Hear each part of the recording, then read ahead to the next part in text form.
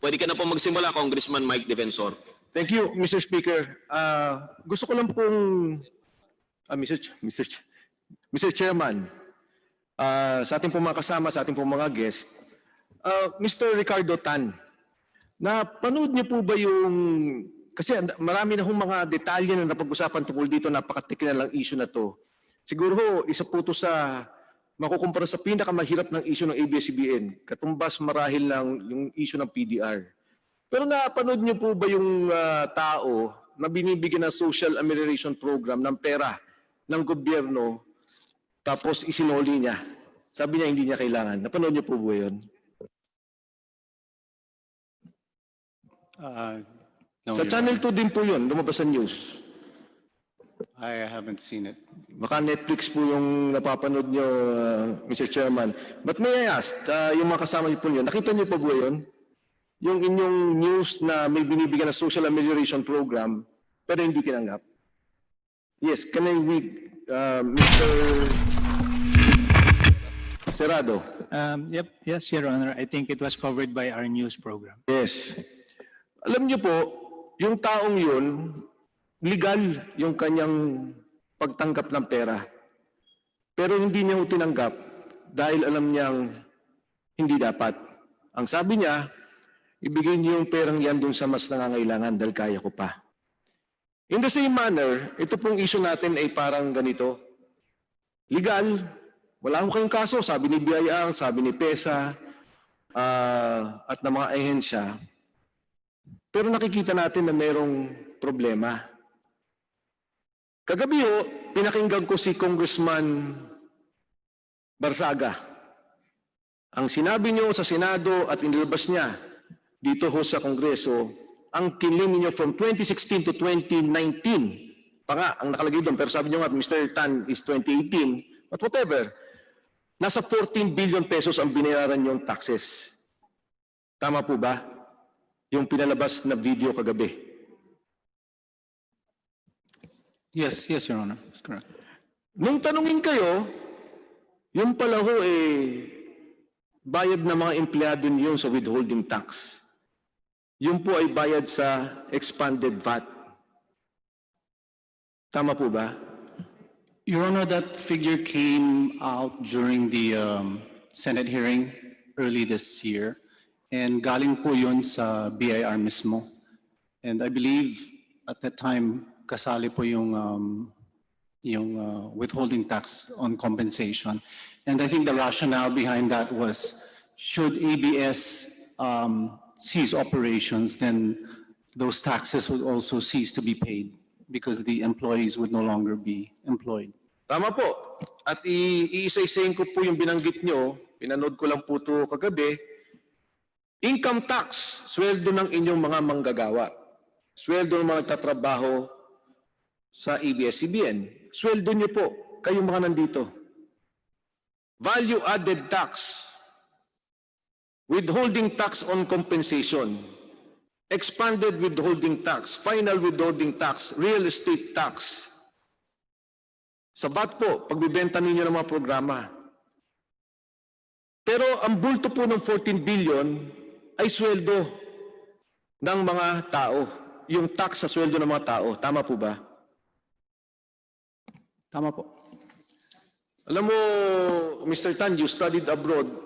Alam niyo po yung ibig sabihin ng nabudol-budol? Hindi ho. Dito sa nangyayari, doon sa pinapakita, parang nabudol-budol ang Republika. Ang ibig sabihin, and I will ask you, in 2016, ang binayaran niyo lang pong income tax is 892 million. Tama po ba? For ABS Corporation, 2016, it's about 758 million. Teka, nagkamali ata ako because I'm looking at, parent company. Is that, this is what, ABS-CBN? Yes, Your Honor. Batay mo sa submission ninyo, it's 892 million. 2017, 421 million. Yeah. Noise. Sige po, kukunin ko na lang yung figures nyo dyan, pero ito po yung galing sa inyong submission. Magkano ang binayaran yung tax ng 2016? Your Honor, I believe you're looking at the provision for income tax line, which does not. Okay, so what would be the 2016 income tax paid to the government? If I may answer, Your Honor. Go ahead, Mr. I Serrano. think you were referring po to the income tax and balance of the creditable withholding tax. So nung pong 2016, para po sa ABS-CBN, the income tax paid po was 757,601,712. Thank you po. 2017, Yung 2017 po, the income tax paid po is 195,805,184. 195 million po. Opo, pero meron lang po kaming binayaran na yung tinatawag na creditable withholding tax that withheld by our customers in advance, amounting to 294,106,051. So parang nangyari po dito because creditable to, hindi niyo po binayaran yung 195 million.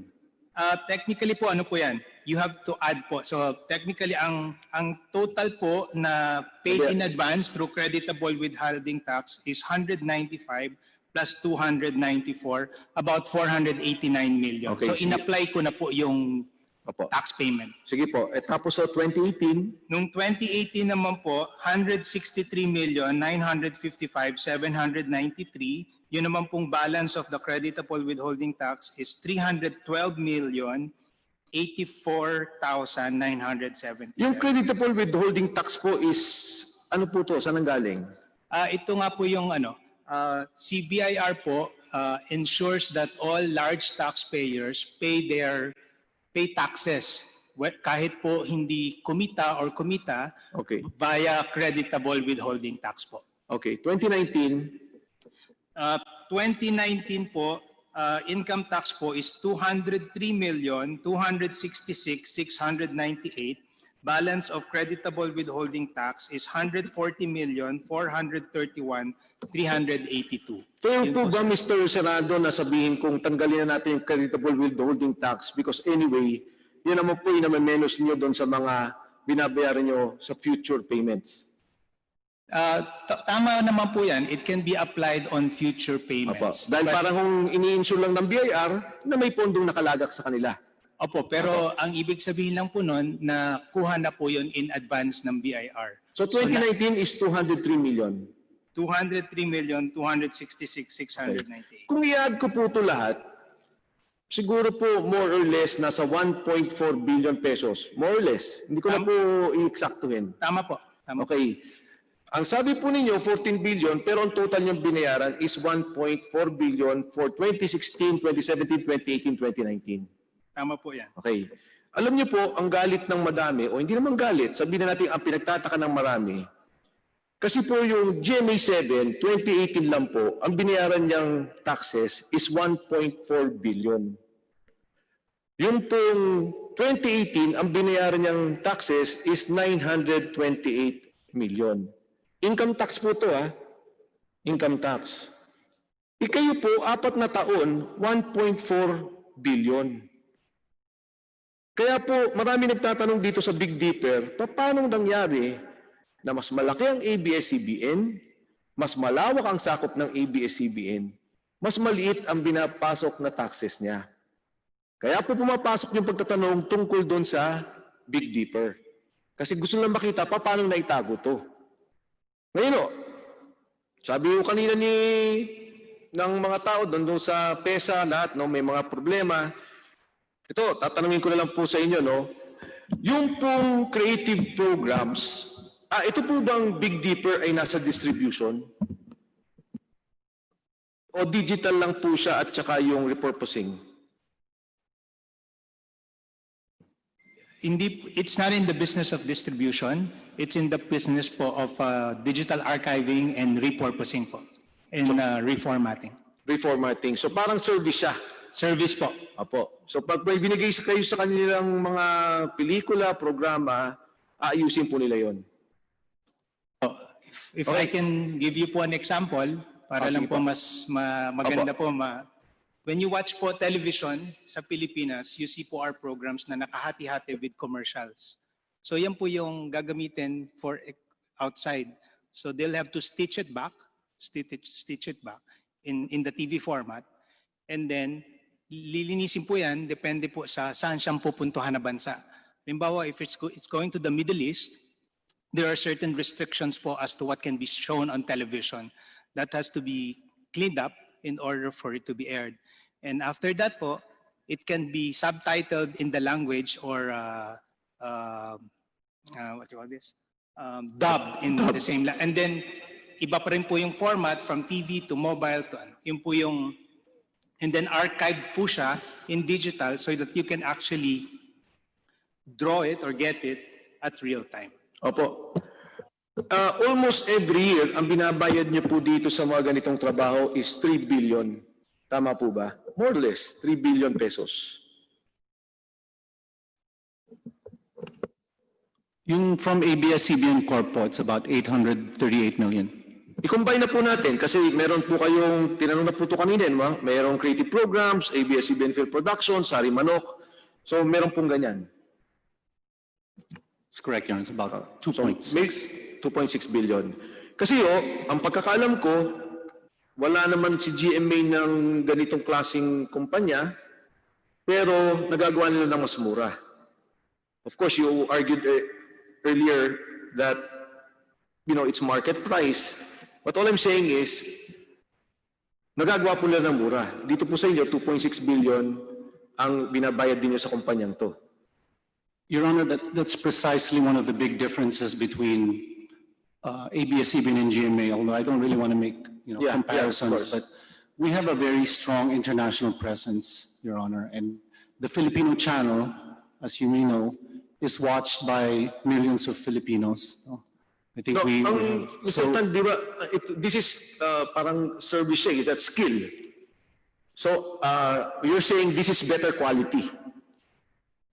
Your Honor, what I'm saying is Big Dipper provides a service that enables the content to be played abroad in different formats, in different countries, in different languages, in Yes, okay, I different understand. platforms. Kumbaga hindi lang basta pagandahin, merong pang trabahong dagdag, dubbing, iba-ibang pag-aayos, may mga rules sa ibang bansa. So anyway, Mr. Chairman, if we can request GMA 7 to provide us data also on their repurposing and digitalization, Mr. Chairman, if I may request you. The committee secretary is directed to comply. Ngayon, ito pong ABS-CBN Global, siya po yung nasa Cayman, nasa ibang bansa. Siya po yung nagbibigay ng mga distribution ng inyong international setup. Tama po ba? It's a holding company for our distribution company.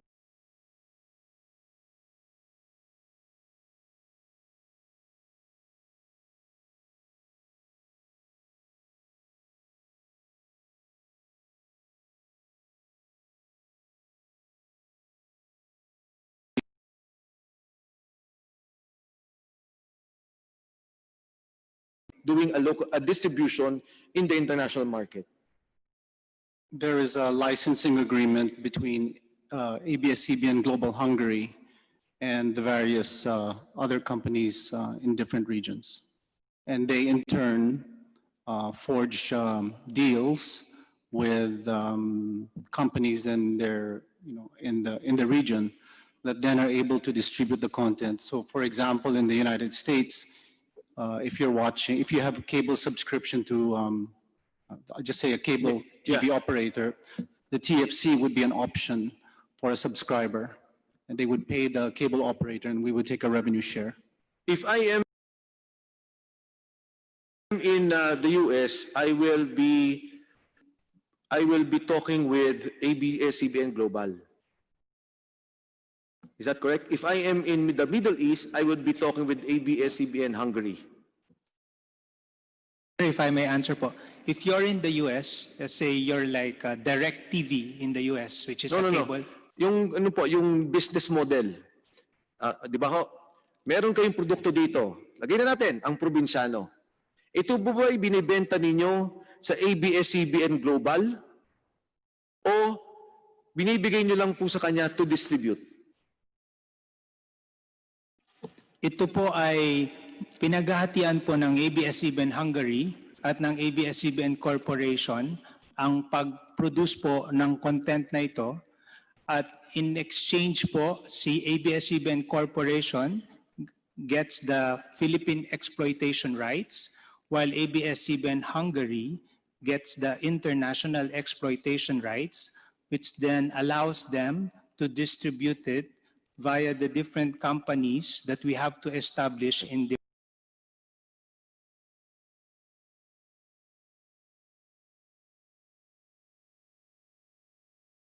different countries po. Mr. Serrado, papasimplihan ko para kasi medyo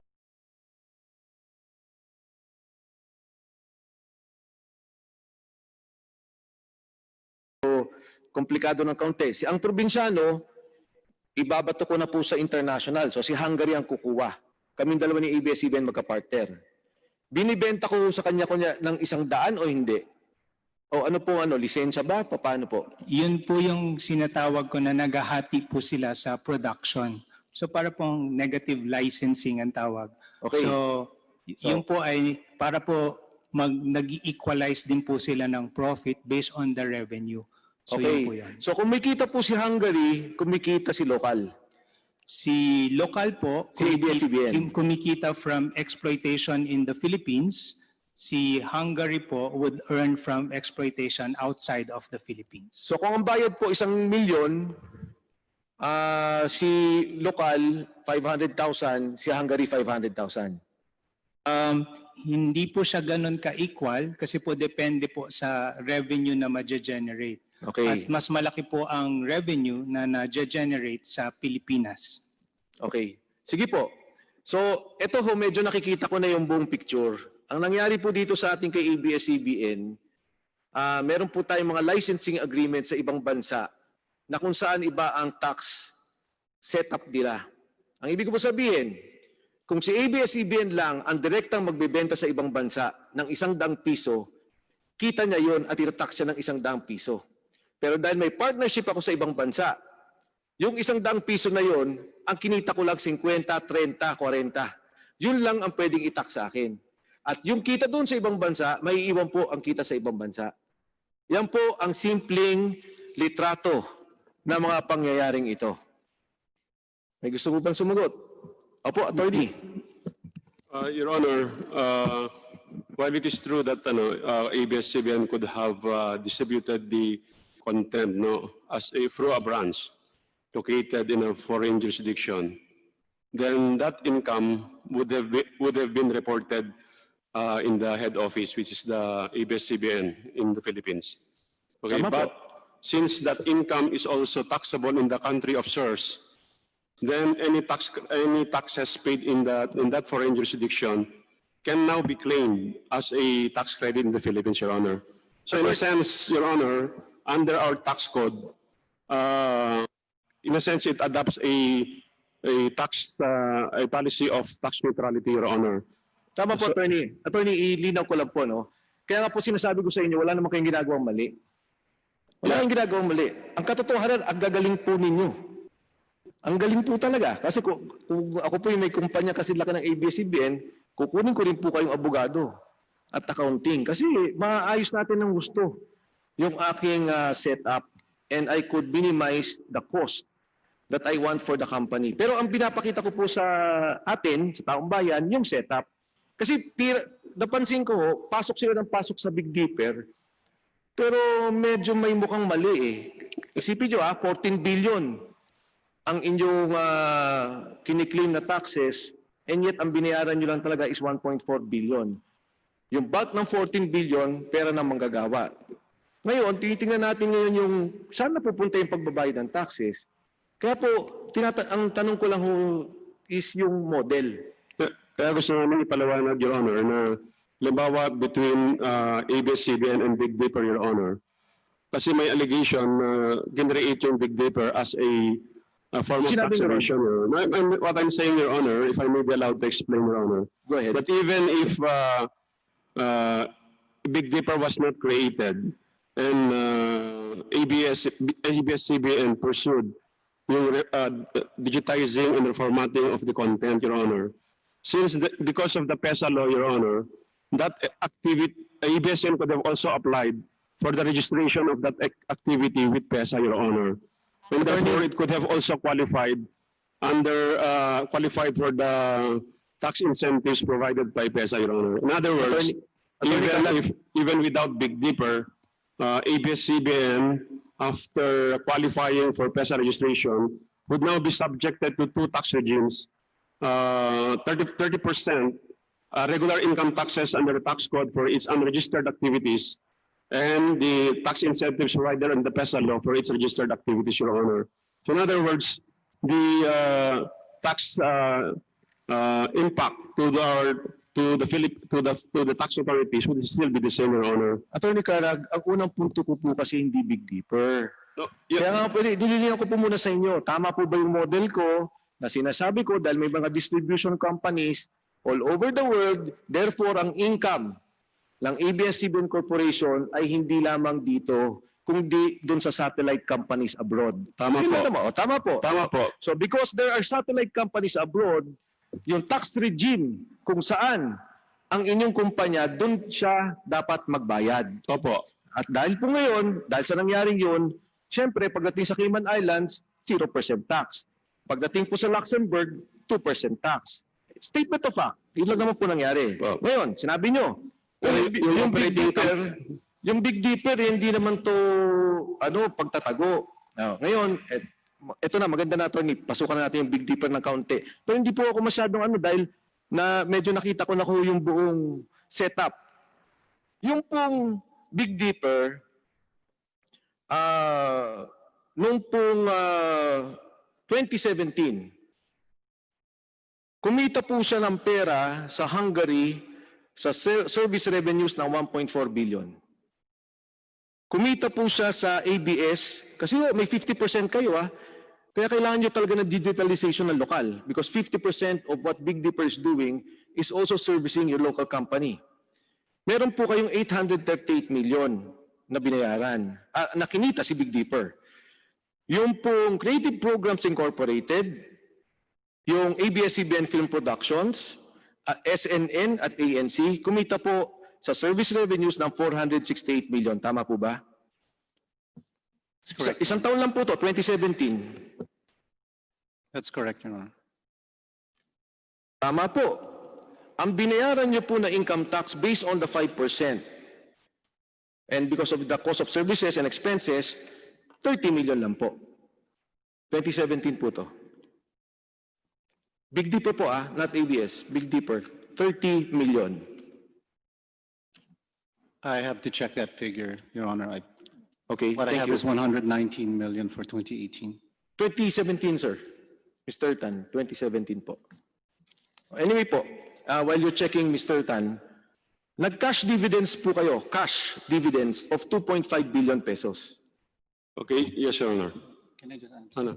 Your Honor, 2017, income tax paid by Big Dipper was 120 million.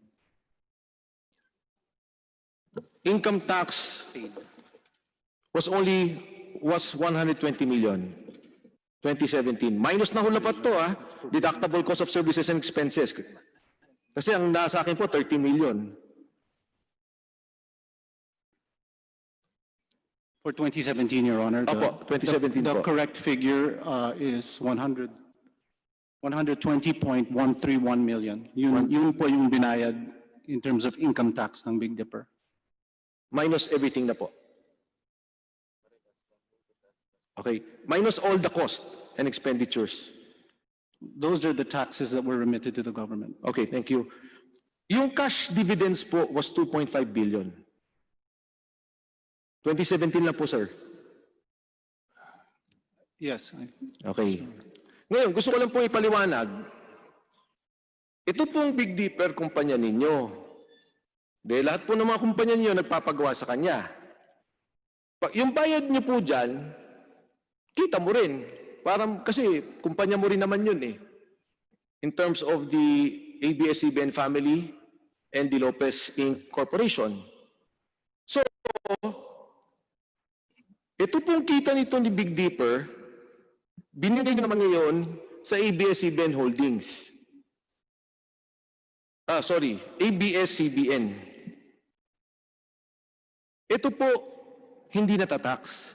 2.5 billion of cash dividends na hindi pwedeng i-tax under the law. Yes, Mr. Tan. O Mr. Serrado. If I can just po expound on what Attorney Carag said. Sir, If I can just put lang po sir, a premise. ayun yun lang po, di ba? Si Big Dipper, nagre-remit sa kanino ng cash dividends.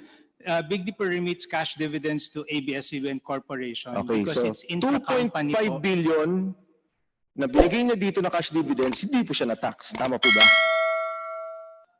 But it's not subject to tax po because yung intercompany tax. Domestic corporation. Opo. So yan po yung isa sa mga problema na sinasabi ko, because if that income was ABS-CBN Corporation income, that would have been taxed. But because that money went to Big Dipper and Big Dipper gave cash dividends to ABS-CBN Corporation, there is no tax. If may I be allowed to make a comment on that statement, Your Honor? Hindi po. Okay, Your Honor, kung gaya na sinabi ko, kung ang ABS-CBN ang nag-pursue ng kanyang business abroad, Your Honor, no? And then it could have also located in a special economic zone. And it would have been able to avail itself of the tax incentives, just the income tax rate 5%, Your Honor. If ABS-CBN established the same type of company in a different country, sabi No, what I'm saying, Your Honor, is that ABS-CBN does not need to create Big Dipper in order to register its activities in the ecozone, Your Honor. pwede po siya magtayo ng Big Dipper kahit hindi sa ecozone. Meaning the business can be pursued as a unit in the ABS-CBN Corporation, Your Honor. Okay. In other words, that particular activity can be registered under PESA, Your Honor. And after approval, it can now avail of the tax incentives. So in other words, it would, ABS-CBN... Attorney Carrick, I'm sorry, I don't get your point. Whether I'm in Makati and I register it at PESA, No. or I go to Cavite and I register it at PESA, it's still PESA. What we're talking about is the concept of PESA, not where it is located. Yeah, but the PESA, the incentives that ABS-CBN avail of is incentives granted by the PESA law, Your Honor. Yes, I agree. Okay, so because it was able to avail of that, what I'm saying is, Your Honor, even if Big Dipper was not created and no revenues flowed to Big Dipper, if ABS-CBN pursued the business by itself, okay, If then you have the building in Mother Ignacia and one of the buildings is PESA registered, you can do it the same without Big Dipper. no, in other words, in the present scenario, Your Honor, there are two entities, ABS-CBN Corp and Big Dipper. But it's possible to have just one entity to register in the ecozone, Your Honor. But there would be unregistered activities and registered activities, and only the registered activities would be entitled to the tax incentives. Now, if all the revenues of this digitizing business would now go to ABS-CBN Corporation, then there would be no need for ABS-CBN Corporation to declare dividends to itself. Therefore, it's still being able to avoid the dividends tax, Your Honor. In other words, whether there are two... Attorney Carag, I think, I think you're trying to justify what's happening when I'm not even saying it's illegal. I'm not even saying it's illegal. Ang sinasabi mo sa akin ngayon, kahit na ginawa niya yun sa, kunyari gumawa lang siyang bureau, nag-digitalize sila, tama, in-enroll niya sa PESA, yung kita naman din noon, pupunta rin naman kay ABS-CBN. If I may clarify, sir, if it's okay. Pare-pareho naman tayo, yung Pilipino, ba't hindi tayo nagkakaintindihan? So, ganito lang po yung gusto. When this was registered in 2009 po, what was registered with PESA was the activity, hindi naman po yung entity talaga. So, it's the activity. So, during that time, ang PESA po, I don't know now, will give the company an option whether you do it as a division in ABS-CBN or you do it as a separate company.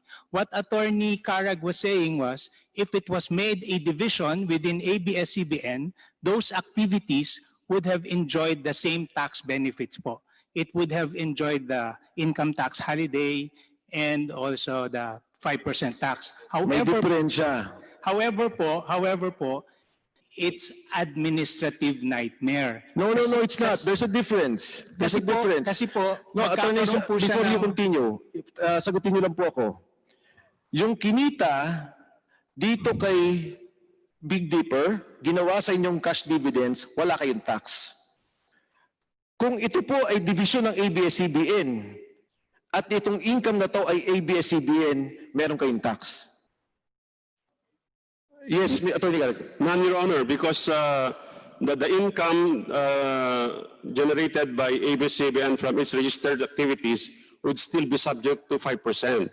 Now, since the revenues are already with ABS-CBN, it need not declare dividends to itself Yes, exactly. But that would be subject to income tax. at 5%, Your Honor.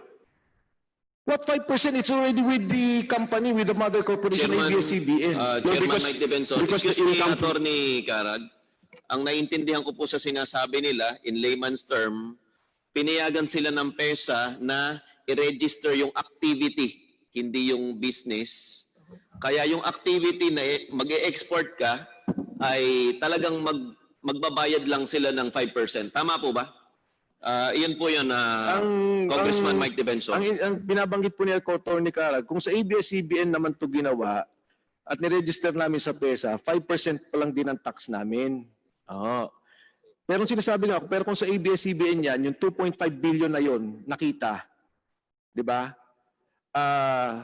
Will be subjected to income tax. Ito pong nangyari because nagkaroon ng Big Dipper, dineclare niyang cash dividends at binigay sa ABS-CBN, hindi na po siya na subject sa tax. Hearing suspended.